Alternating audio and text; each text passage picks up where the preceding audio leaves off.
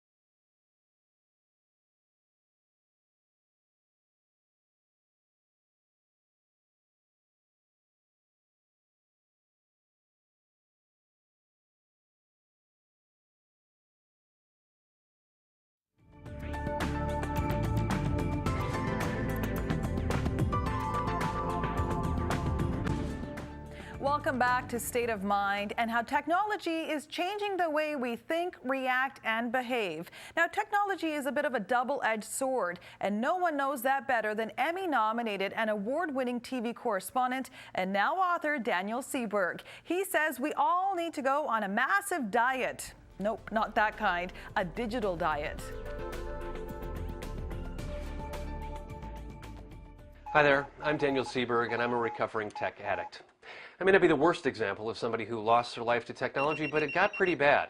I spent more time in the online world and not enough time in the real one. For years, award-winning journalist Daniel Seberg made headlines working for some of the biggest names in the media world. Part of his job was reporting about technology. It soon turned into his only job, and then it turned into a full-blown addiction. Daniel Seberg was a tech addict and needed some serious help. The problem got so bad he had to go offline for almost a year. I had all these different profiles set up everywhere. I thought I was always in touch with people, but the reality was that I became a great broadcaster, sending information out, and a terrible communicator. And I lost those sort of nuances, those really important relationships with people. And it almost came to an intervention. I needed to just completely step back and kind of start all over again, and that was the beginning of the book. A big step back, especially when Seberg's personal life started to take a toll. He was spending more FaceTime with tech gadgets than his wife. He also found out he was missing out on real-life news within the lives of family and friends at a recent gathering. Everybody was telling me these things about their lives, very personal things, getting married, having babies, and I didn't know any of this stuff. And I thought, how do I not know these things about my friends and family members? And it's because I was so immersed in the digital world that I missed all this stuff.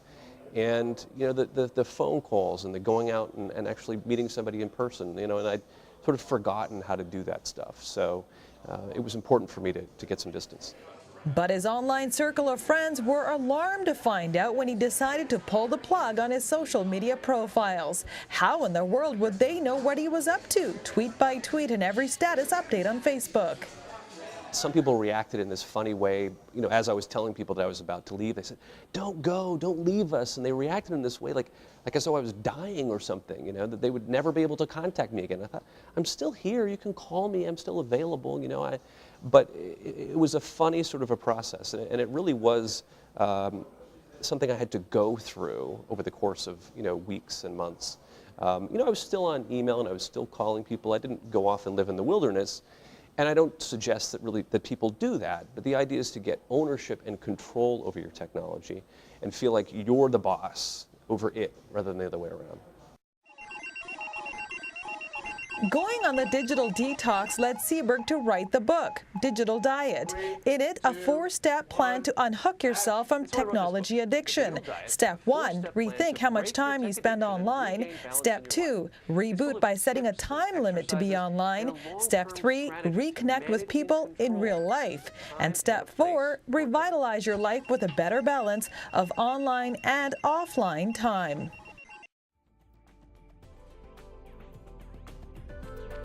Coming up next, one local group from the Sikh faith took to Facebook to get users to get back to their roots. And don't forget, you can go online to find out more about this show, stateofmindtv.com.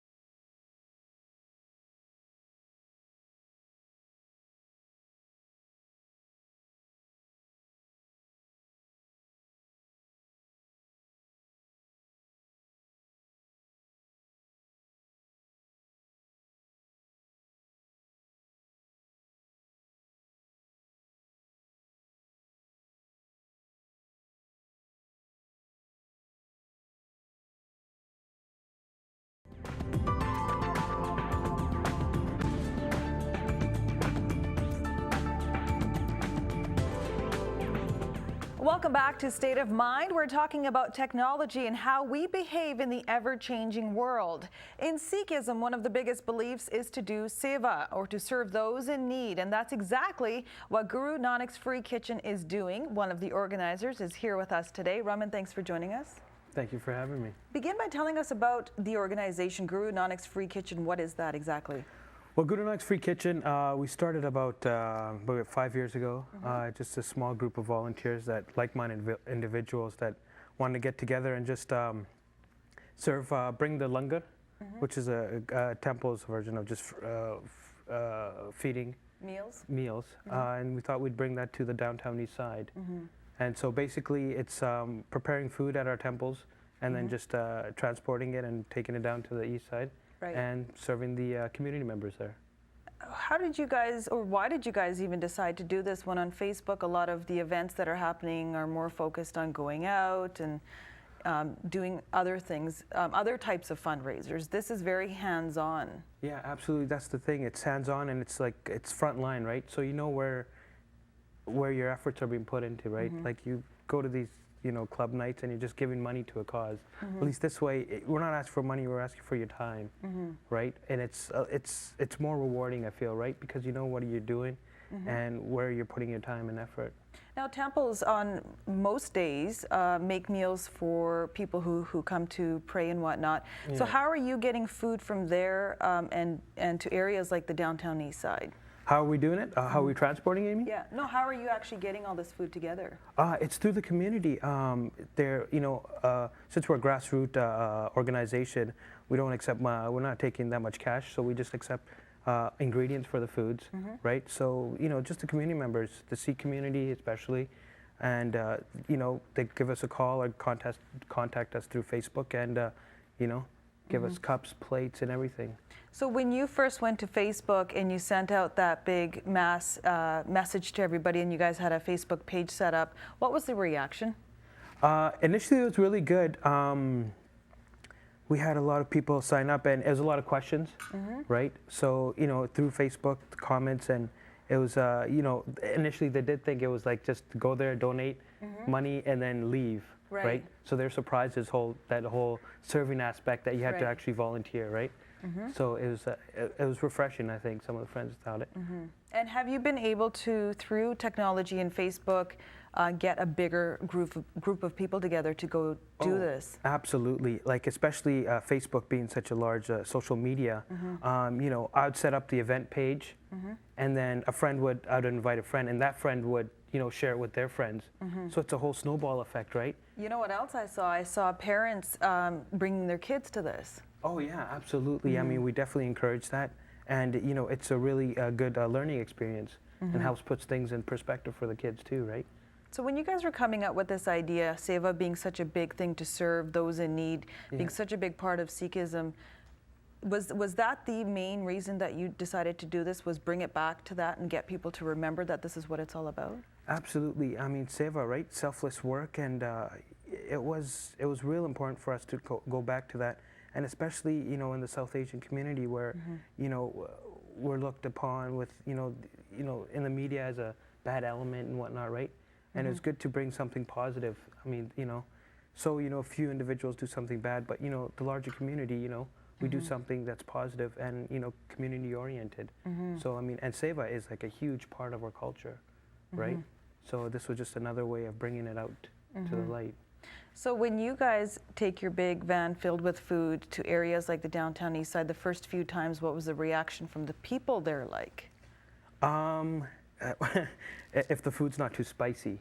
Yeah. I think that was one of the first worries. Yeah. And through trial and error, we realized, how to down it down. But no, they were, really welcoming, right? And I mean, our initial reaction was, well, do we need police escort or something, right? But you realize real quick that the members there are really appreciative, and if you're getting something, you don't want to jeopardize that, right? Is that because of the stigma of people who are addicts and maybe have mental illness? Is that they're not safe to be around? Really? Absolutely. That's. I mean, that was my first initial, thought about it. Like, what did you learn though? What ended up actually happening? Oh, what actually happened was, they're not homeless. They're people. They're average, normal people that have a stigma, But like if you sit down and talk to them like we are, absolutely average, normal people. And there's, you know, I also work down there, and at no time do I have a sense of fear, right? They're really welcoming, and you know, you'll get your occasional, you know,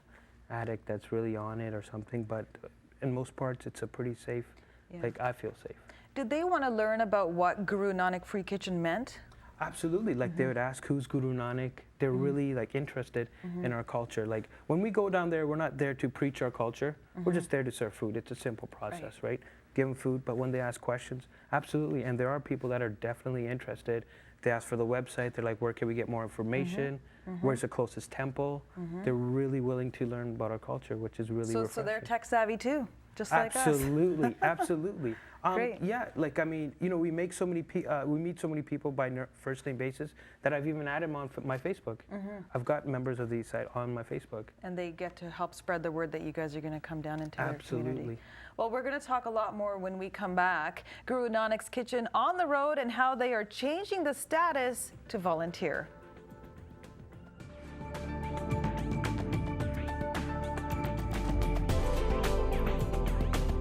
I think if you don't have the internet, you're not connected anymore. I think you have to, or you have to have a cell phone. There's just so much pressure. I could do a month if I had a fishing rod. I could live, yes, without technology. Oh wait, nope, I couldn't. To have to wait a month is not a good deal. It would be a challenge. No. Probably use my cell phone almost every day, so a little device like that I could probably not live without. Technically I could, but it's like my connection to the world.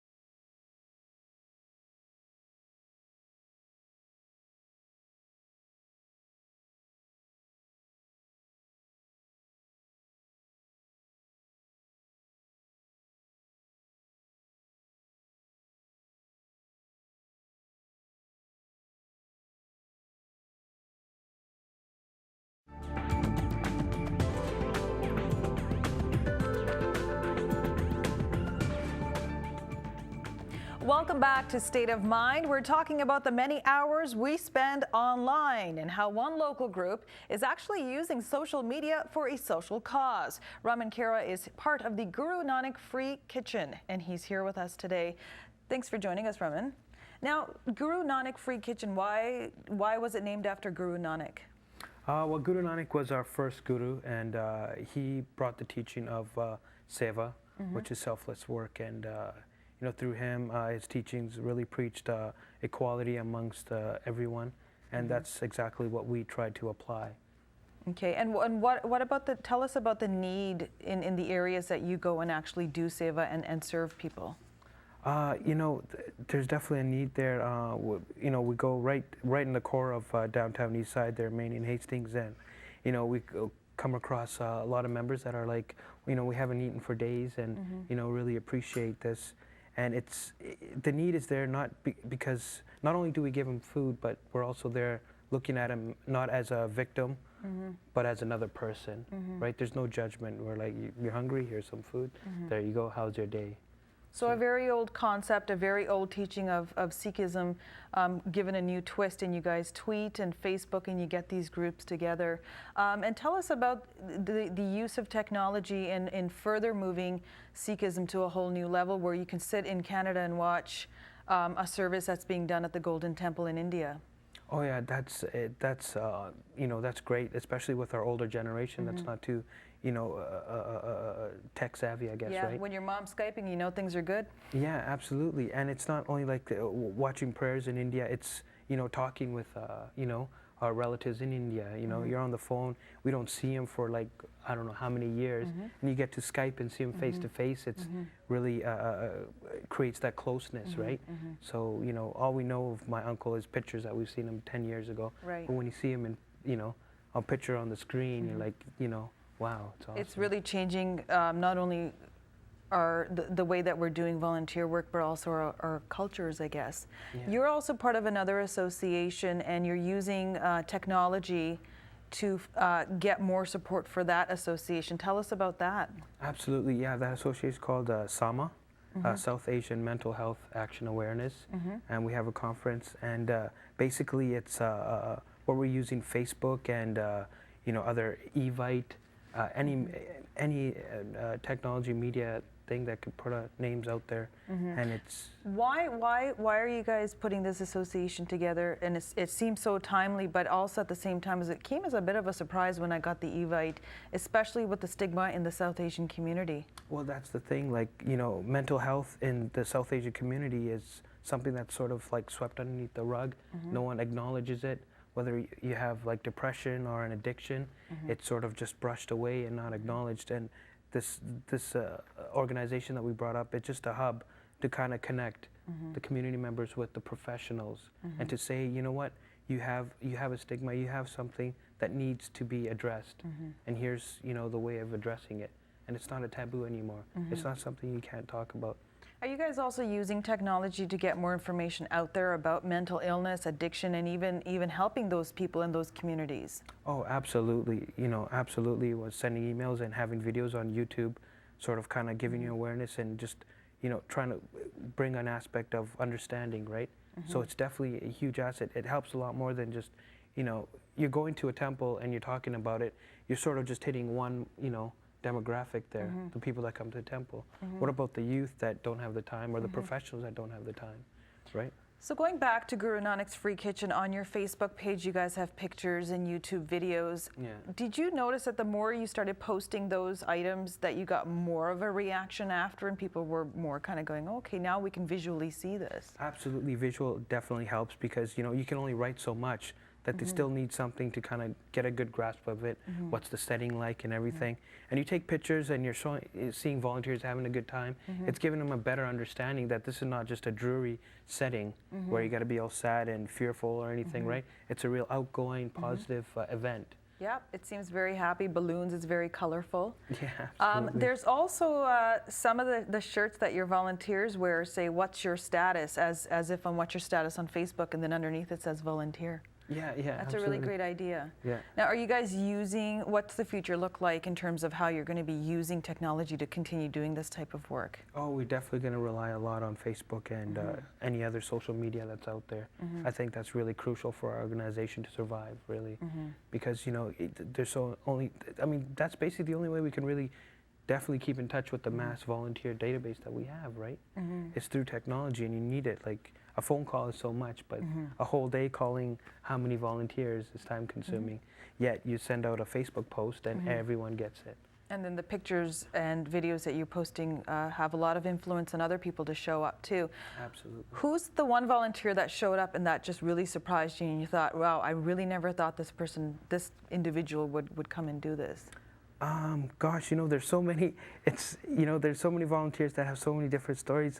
There's There's one lady, absolutely prim, proper, you know, I couldn't imagine her getting her hands dirty, right? She came in, she's like, oh, wow, you know, your floors are so dirty, even before the event started. But, you know, once she got into the event, you know, she's washing dishes, she's got stains all over her. She gets really caught up in it, right? So, you know, it's like, whatever your, you know, tendencies are outside of these events, it's kind of completely lost and you just get engulfed in the whole event. Why is it so important for kids, no matter what faith background they are? And do you get non-Sikhs? Absolutely, we definitely promote it too with GNFK. We do get a good number of them, like outside community, whatever the background is.